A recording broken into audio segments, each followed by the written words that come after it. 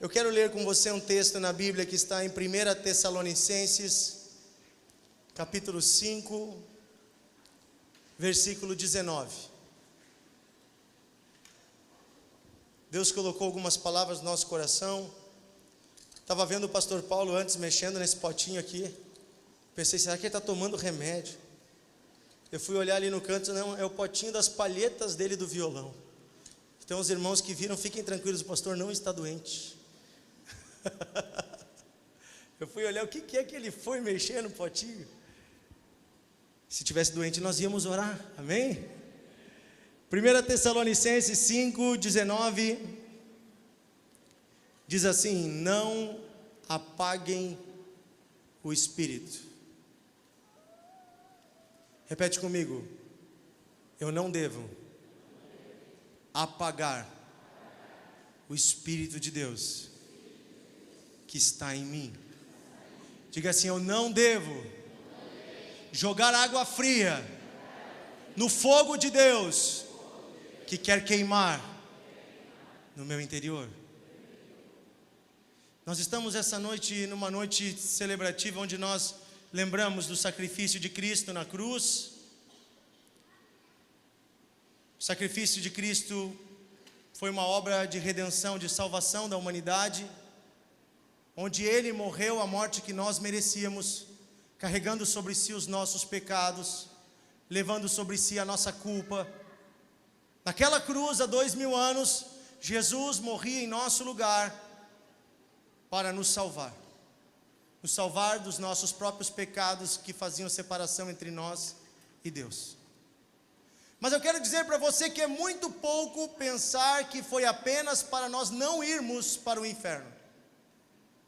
O objetivo de Deus, através da obra de Cristo na cruz, não é apenas nos salvar de uma condenação para o inferno.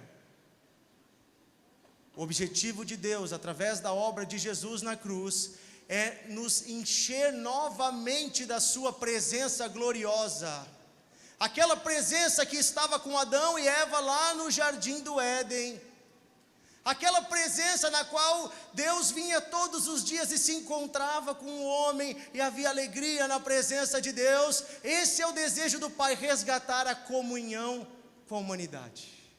Por isso Jesus diz para nós chamarmos Ele de Pai, porque de fato somos filhos comprados pelo sangue do nosso irmão mais velho, do Filho unigênito Jesus, amém? Então a obra da salvação não é apenas para você não ir para o inferno, mas é para que você volte a ter comunhão com Deus.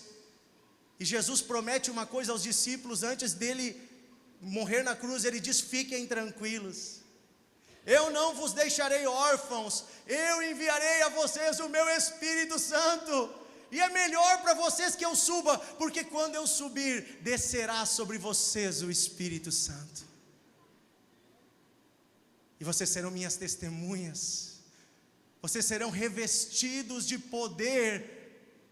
E aí quando o Espírito Santo desce lá no dia de Pentecostes, que era uma festa daquela época, 10 dias depois de Jesus subir aos céus, Ele desce em forma de chamas de fogo, porque o fogo desde o início representa a presença de Deus.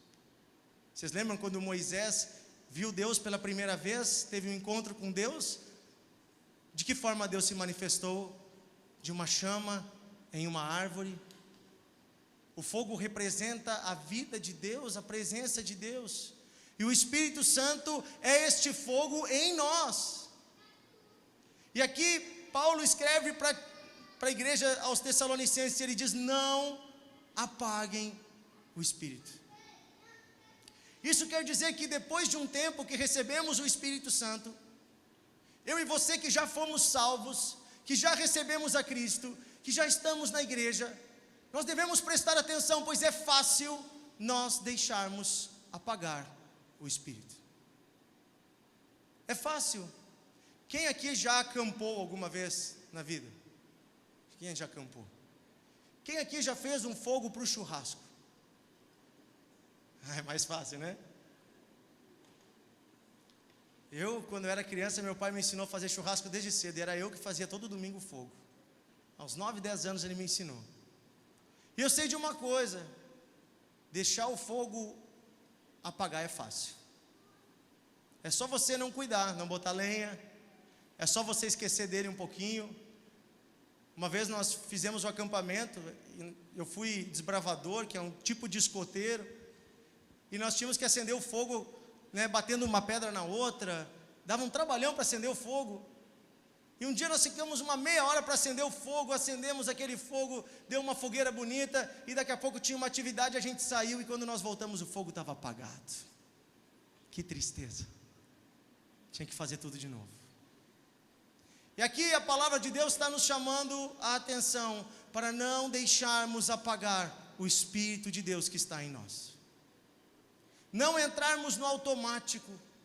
Semana passada eu falei aqui sobre o amor a Deus. Nós temos falado sobre isso, é o tema do nosso congresso, é um tema que Deus nos deu esse ano, sobre amarmos a glória e a presença de Deus, queremos estar mais perto dEle,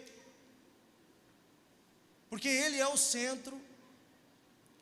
E o último texto que eu li semana passada é aquele texto de Apocalipse, capítulo 2, em que Jesus chama a atenção de um líder da igreja, e ele diz: olha, você está fazendo tudo certo. É a carta à igreja de Éfeso. E ele diz: vocês estão sendo fiéis na palavra, vocês estão trabalhando, vocês estão se dedicando, mas eu tenho uma coisa contra ti: você abandonou o primeiro amor. Você deixou esfriar o nosso relacionamento, a nossa comunhão. Gente, isso é fácil de acontecer também num casamento. O marido vai todo dia para casa, a esposa vai todo dia para casa, eles almoçam juntos, trabalham, pagam as contas, criam os filhos, mas daqui a pouco cria-se uma distância, como se fosse uma barreira. Se nós entrarmos no automático, nós começamos a deixar de valorizar a intimidade, e isso faz com que esfrie os nossos relacionamentos. E assim como esfria o amor do casal, muitas vezes esfria o nosso amor por Deus, esfria a nossa comunhão com Deus. E eu tenho uma coisa para te dizer: amar a Deus é o primeiro e maior mandamento. Se você não cumpre esse, todos os outros não têm sentido nenhum. Você é apenas um religioso, um fariseu. Mas Deus nos chama a uma vida viva e intensa de fé com Ele. Por isso Ele diz: não apaguem o Espírito. Por isso também nós falamos tanto na igreja cristã protestante sobre o avivamento. E a palavra avivamento na verdade é reavivamento. É Deus fazendo a chama acender de novo em nossos corações. É sopra, Senhor, e reaviva em nós o Teu Espírito. É esse o desejo de Deus. E essa é uma decisão diária. Eu preciso acordar de manhã e dizer: Espírito Santo, eu preciso de Ti. Eu quero meditar com você a respeito desse assunto em 1 Samuel capítulo 3. Hoje de manhã eu estava lendo sobre a vida do jovem Samuel, e vocês conhecem a história dele. Samuel foi um profeta de Deus. Acho que quase todo mundo conhece a história da mãe dele, a Ana, que não podia ter filhos, e que Deus, na sua bondade, lhe concedeu um filho, e ela fez uma promessa: Senhor, se Tu me der um filho, eu entregarei ele ao Senhor. E Samuel foi criado desde pequenino, desde os 5 anos, lá no templo. Todo mundo conhece a história também de quando Samuel era menino ainda, e Deus chamou ele de madrugada: Samuel, Samuel. E ele achava que era o seu professor, o seu mestre, né? E ele ia lá em Eli: o que foi, mestre Eli? Não fui eu, não te chamei. Até que Eli se deu conta: é Deus que está falando com o menino. Diga: Senhor, fala que o teu servo ouve. E Deus começa a falar com Samuel em profecia. Deus começa a dar palavra a Samuel, direção para o povo desde a infância. Mas eu quero ler antes disso o que aconteceu. 1 Samuel capítulo 3, versículo 1 diz assim: o jovem Samuel servia ao Senhor perante Eli. Eli era o sacerdote. Naqueles dias a palavra do Senhor era muito rara, e as visões não eram frequentes. Repete comigo: naqueles dias a palavra do Senhor era muito rara, e as visões não eram frequentes. Então aqui está falando quando Samuel foi levado pela mãe lá para o profeta Eli. E diz que naquela época então, pouco se ouvia da voz de Deus. A minha pergunta é, será que Deus não quer falar com as pessoas? Será que Deus naquela época não queria falar com o seu povo? Será que Deus não queria ter um profeta? Será que Deus não queria manifestar o seu poder? Será que Deus não queria trazer juízo, correção, orientação? É claro que Deus queria. Tanto é que quando o menino é levado, Deus começa a falar ao menino. Por que Deus falava ao menino e não falava ao senhor Eli? A palavra vai nos deixar claro. Porque Eli, sendo sacerdote já velho, tinha seus filhos que eram seus sucessores. E esses filhos haviam se corrompido e estavam usando o nome de Deus em vão, estavam explorando as pessoas, estavam até mesmo cometendo pecados sexuais na casa de Deus. Então Deus parou de falar, porque não havia respeito com a presença de Deus. Deus parou de falar, porque os homens de Deus e as mulheres do povo de Deus não viviam uma vida reta diante do Senhor. E Deus disse, eu não vou falar a este povo que não quer me ouvir.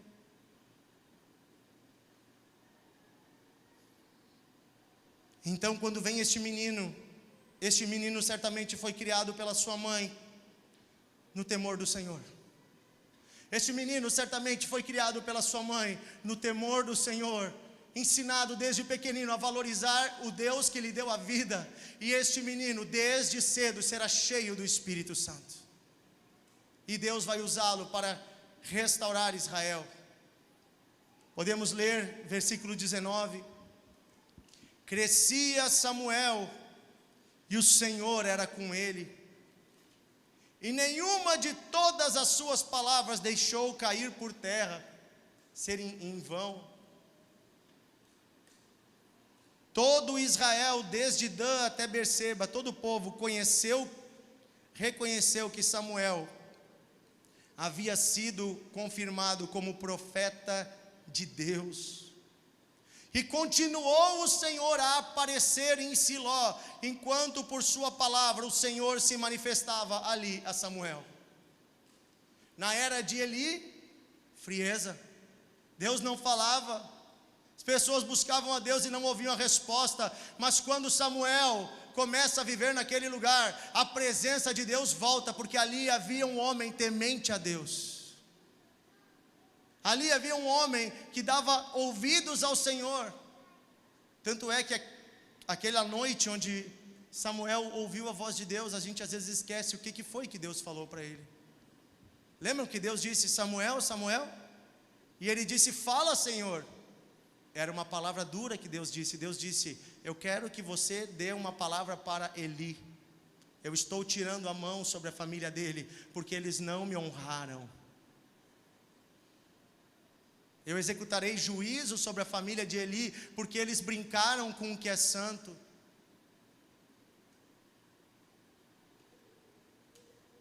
Eu penso que em dias em que quase metade do Brasil se diz evangélico, segundo os novos números das pesquisas, recai sobre nós um temor do que tem se tornado a igreja nesses dias em que somos numerosos, mas parece que nós não transformamos a sociedade.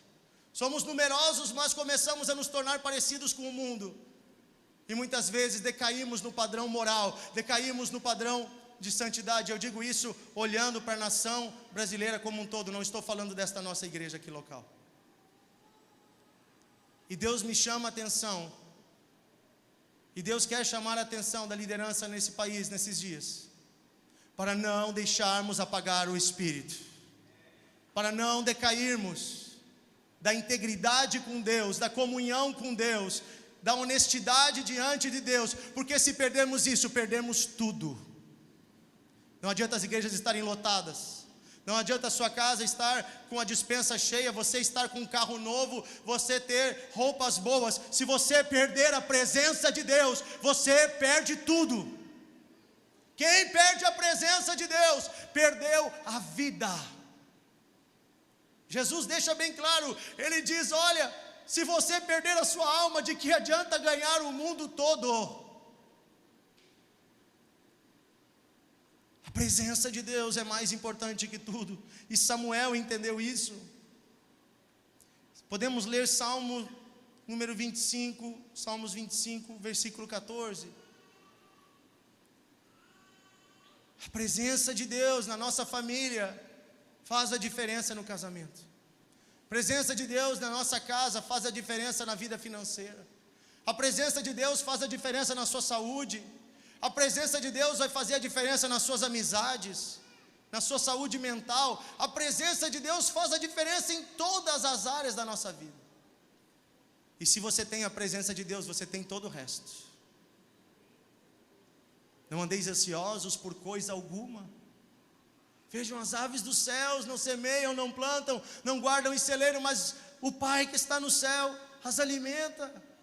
Busquem em primeiro lugar o reino de Deus, e as demais coisas vos serão acrescentadas. O reino é primeiro, a presença de Deus é primeiro, o resto Deus envia como resultado da presença dEle. Aquele que não poupou o seu filho, será que não vos dará todas estas coisas juntamente com Ele? É a palavra de Deus.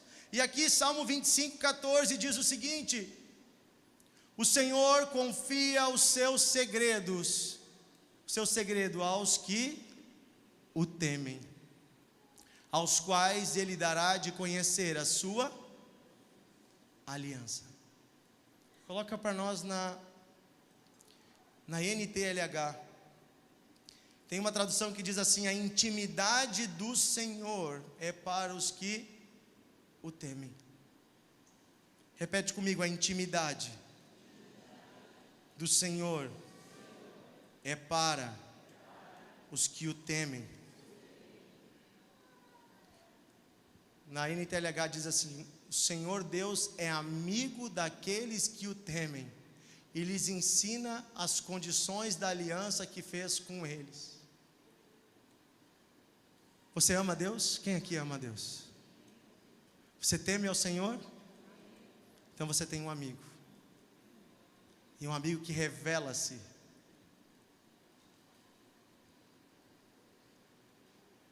Quem aqui, deve ter pessoas aqui que estão pela primeira vez, nunca tinham me visto. Mas quem aqui já me conhece há algum tempo? Levanta a mão. Legal. Mas eu quero dizer que nenhum de vocês aqui me conhece como a minha esposa me conhece. Existem vários níveis de conhecimento. Existe aquele conhecer de ouvir falar, né? Quem aqui conhece o Cristiano Ronaldo? A gente só viu no jornal, né? Tem vários níveis de envolvimento. Mas aqui a palavra que Deus usa para intimidade é a mesma palavra usada para intimidade entre o marido e a esposa. É conhecer face a face, é conhecer o coração, é conhecer as intenções. A minha esposa, a Thaís, ela sabe o que eu estou pensando sem eu precisar falar, porque ela tem intimidade comigo, ela me conhece. Deus revela as suas intenções, Deus revela os seus planos, Deus revela a sua intimidade para quem o teme. Temer a Deus não é ter medo de Deus, mas é respeitar o Senhor, dando a Ele a glória devida ao seu nome. Ele não é um qualquer, Ele é o Criador do céu e da terra.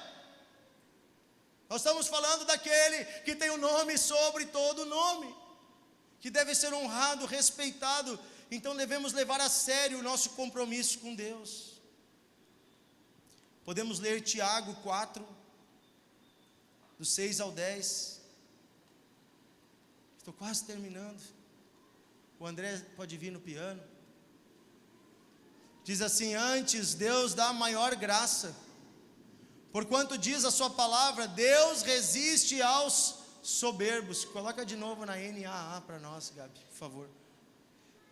Porquanto está escrito, Deus resiste aos soberbos, mas dá graça aos humildes. Repete comigo: Deus resiste aos soberbos, mas dá graça aos humildes. E olha agora o que diz: humilhai-vos, sujeitai-vos, portanto, a Deus. Resistam ao diabo e ele fugirá de vós. Achegai-vos a Deus e ele se achegará a vós. Limpai as mãos, pecadores, e vocês de duplo ânimo, purificai os corações. Senti as vossas misérias, e lamentai e chorai, e converta-se o vosso riso em pranto, e o vosso gozo em tristeza. Humilhai-vos perante o Senhor, e Ele vos exaltará. Aleluia! Eu creio num Deus que restaura a sua presença diante de corações que o buscam. Buscar-me-eis e me achareis, se me buscardes de todo o vosso coração. Quem sabe eu estou falando com irmãos aqui, com irmãs que já estão na igreja há muitos anos. Irmãos e irmãs que, quem sabe no início da sua caminhada ou num período você sentia a presença de Deus. Quem sabe Deus falava contigo até em sonhos e em profecias. Quem sabe Deus se movia no seu coração, dando a você ânimo para evangelizar. Quem sabe houve uma época em que você era tão cheio de Deus, que quando você orava, as coisas aconteciam. Quem sabe houve uma época que você estava tão cheio de Deus, que ao invés de carregar amargura, tristeza, você levava perdão, você levava bênção, você levava paz. Mas talvez, meu irmão, talvez você foi entrando no piloto automático. Quem sabe você foi se acomodando. Quem sabe você foi se acostumando. Quem sabe você foi achando normal andar com Deus. Bom, eu já estou salvo, bom, eu já sou filho. E você esqueceu, talvez lá no íntimo, do mais importante, que é a presença de Deus. Quem sabe ela foi colocada numa gavetinha. Quem sabe ela foi deixada num cantinho. Mas hoje Deus está dizendo: se humilhem diante de mim, e eu restaurarei a minha glória no meio de vós. Se humilhem no meio de mim, e eu acenderei de novo a chama no vosso coração.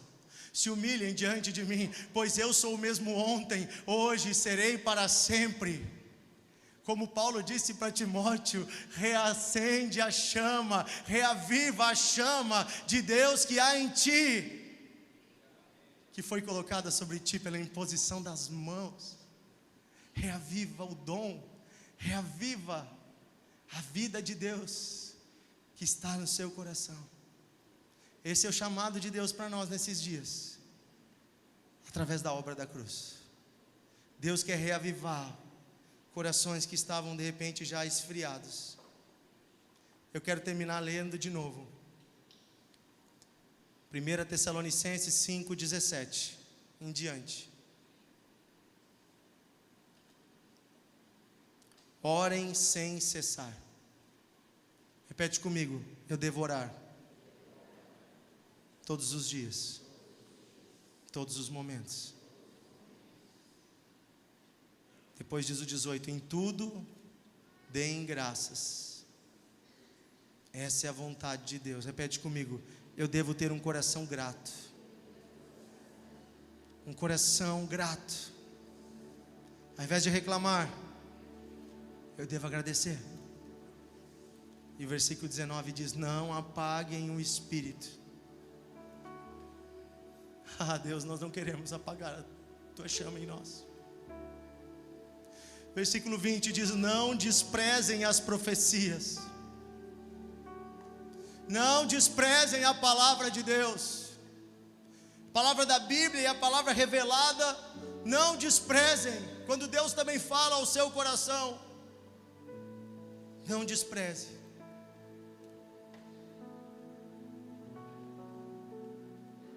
Esses dias um amigo me disse assim: Dionísio, tive uma experiência essa semana. Um mês atrás Deus falou comigo. Deus me deu uma palavra. Eu estava no culto e Deus me disse: vai no teu vizinho da frente e diz para eles, eles não creem em mim, mas diz para eles que eles têm um pedido Eles desejam ter um filho, eles estão tentando há anos e não conseguem, e eu estou dando a eles esse filho, e é para provar que eu existo, que eu amo eles. E esse irmão disse: sabe o que eu fiz, Dionísio? Eu fiquei com medo, fiquei com vergonha. Eles não são nem da igreja, eles não são cristãos. Se eu chegar lá e não for nada disso, se for da minha cabeça esse negócio de ter filho, eles nunca me disseram que queriam ter filho. É um casal querido, mas eles não são da igreja. E ele disse: eu me calei, eu só orei, eu disse: Senhor, gera esse filho. E sabe o que aconteceu? Um mês depois eles me chamaram: queremos te contar uma boa notícia. Há muitos anos tentávamos, mas agora estamos grávidos. Aí esse irmão começou a chorar.